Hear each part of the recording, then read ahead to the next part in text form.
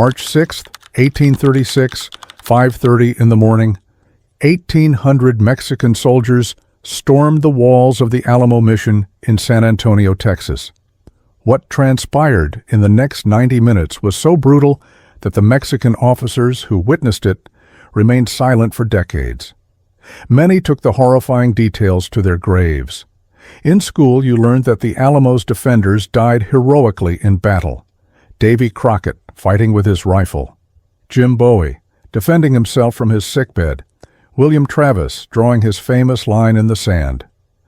But that's not what really happened, and the actual eyewitness accounts, records that historians quietly buried for over a century, will completely change how you see the Alamo.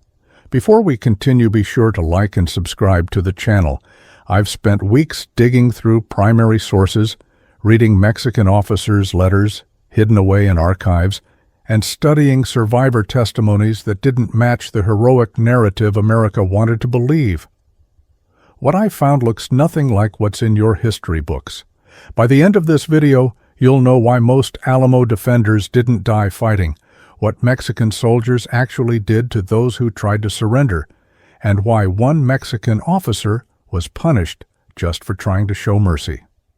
If you want the real history they didn't teach you in school, hit that subscribe button right now, because we're about to uncover truths that have been buried for almost 200 years. Let's start with what really happened that final morning. For 12 days, 189 men held the Alamo against General Santa Anna's army. They knew reinforcements weren't coming. They knew they were surrounded.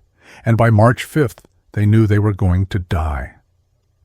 That evening, William Barrett Travis wrote his final letter, not the famous victory or death declaration from weeks earlier. This one was different, personal, full of resignation. He wrote to a friend. Travis understood. They all understood. But here's what your history teacher never told you. The men trapped inside had options. They could have escaped. There were multiple opportunities to slip away during the siege. Some men actually did leave. A courier named John Smith got out on March 3rd. Travis sent him with messages, but really he was giving him a chance to survive. Most stayed, not because they weren't afraid, not because they wanted to die as martyrs.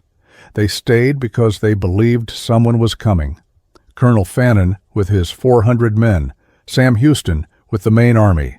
Somebody. But no one came. On the night of March 5th, the men inside could hear the Mexican army preparing for the final assault. The sound of cannons being moved into position, thousands of soldiers taking their places around the mission walls, bugles practicing the deguelo. The deguelo. Let me explain what this means because it's crucial. In Spanish, deguelo means to slit someone's throat. The deguelo was a military signal from the Spanish wars against the Moors. When an army played the deguelo, it sent one message: no quarter given, no prisoners taken, no mercy shown. Everyone inside the Alamo heard that bugle call rehearsing through the night. They knew exactly what it meant. Santa Anna didn't just want to defeat them, he wanted to annihilate them. At 5:30 a.m., the deguelo sounded for real. 1,800 soldiers attacked the walls from all directions simultaneously. The north wall, the south wall, the east, the west. Santa Anna wanted to overwhelm the defenders so quickly they couldn't organize any real defense. For the first 15 minutes, the battle went exactly as the defenders had hoped. The Texans had the high ground. They had rifles. They poured devastating fire down onto the Mexican columns. Mexican soldiers fell by the dozens. Some accounts say over 100 died in those first moments. The assault stalled. Officers yelled at their men to keep moving. Some soldiers broke and ran backward. But then the Mexican army did something both clever and terrible. They stopped attacking the strong points and threw their entire force at the north wall, the weakest spot, the section with the fewest defenders. The wall gave way. Mexican soldiers poured through the breach like water through a broken dam. And this is where every movie you've seen gets it totally wrong. The history books in Hollywood want you to think the defenders fought to the last man. Davy Crockett swinging his rifle, Old Betsy like a club, Jim Bowie firing his pistols from his bed, Travis shooting his shotgun until he dropped. But that's not what multiple eyewitnesses reported. Mexican Lieutenant Jose Enrique de la Peña was there. He was inside the Alamo during those final moments. His journal entries contradicted almost everything America believed about the battle.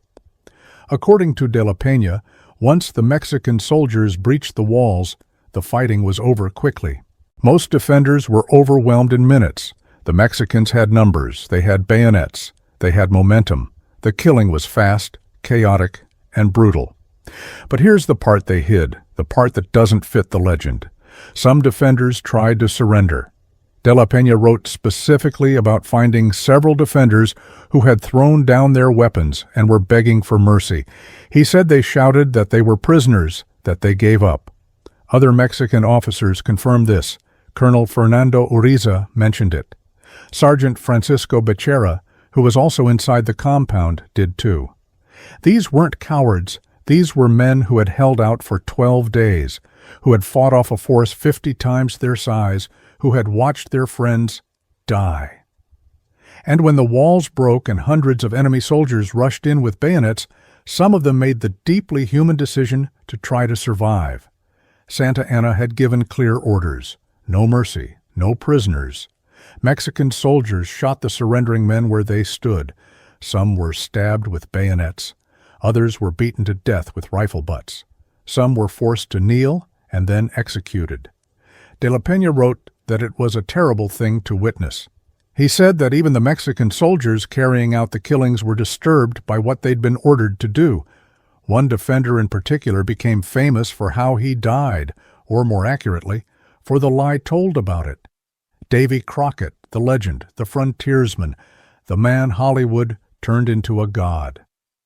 De la Peña's account says Crockett was among those who surrendered, that he was found alive after the battle ended, brought before Santa Anna with other captives, and executed on the general's order. Now I need to be clear, this testimony is disputed. Some historians think de la Peña made it up or exaggerated. Others point out that his diary's details match other Mexican sources that were never published together. What we know for certain is this. By 6:30 that morning, every defender was dead. The actual attack lasted about 60 to 90 minutes, not hours. Not some noble last stand where men fought until they physically couldn't anymore. 90 minutes of chaos, terror, and slaughter. But Santa Anna wasn't finished yet. After the battle ended, he gave an order that even his own officers thought was unnecessary and cruel. He ordered that all the bodies be burned, every single one, the bodies of 189 men piled up and set on fire. A Mexican officer named Francisco Antonio Ruiz, who served as alcalde, or mayor of San Antonio, was ordered to supervise the burning. He later wrote about what he saw, and his account is one of the most disturbing first-hand records of the entire Texas Revolution. Ruiz wrote that the bodies were stacked in layers with wood placed between them, like a funeral pyre. But there wasn't enough wood, so the bodies didn't burn completely. They just smoldered for hours. The smell was so bad that Mexican soldiers got sick. The people of San Antonio stayed in their homes with the windows shut for 3 days. Ruiz said he couldn't sleep for weeks. The image of what he'd done haunted him. This raises the question nobody asks. Why would Santa Anna order this? By traditional Mexican military custom, you honored fallen enemies. You buried them, even Texan rebels. Even men you considered traitors to the Mexican Republic, which is how Santa Anna saw the Alamo defenders. But burning them? Denying them burial? This was deliberate desecration. It was meant to send a message. Santa Anna wanted to terrify the rest of Texas. He wanted everyone to know that rebellion meant not just death, but humiliation. No grave, no monument, nothing. And for a while it worked. When news of the Alamo spread across Texas, it caused panic. Families left their homes, running east toward the U.S. border. The Texan army nearly fell apart from desertions. Remember, the Alamo later became a rallying cry. But in those first weeks, it was a warning. It meant, This is what happens when you resist. But not every Mexican officer agreed with what happened. There's one story, mostly forgotten because it complicates the narrative, about Colonel Francisco Javier Portillo. Portillo was an experienced officer in Santa Anna's army. He took part in the attack on the Alamo. He was there during the final assault, and according to multiple accounts, when he saw soldiers killing men who had surrendered, he tried to stop it. He actually stepped between the prisoners and the soldiers who were supposed to execute them. He argued with other officers. He said military honor required treating prisoners humanely. Santa Anna found out. Some sources say Portillo was arrested immediately and executed for disobedience. Other versions say he was stripped of his rank and sent back to Mexico City in disgrace. Either way, the punishment was severe.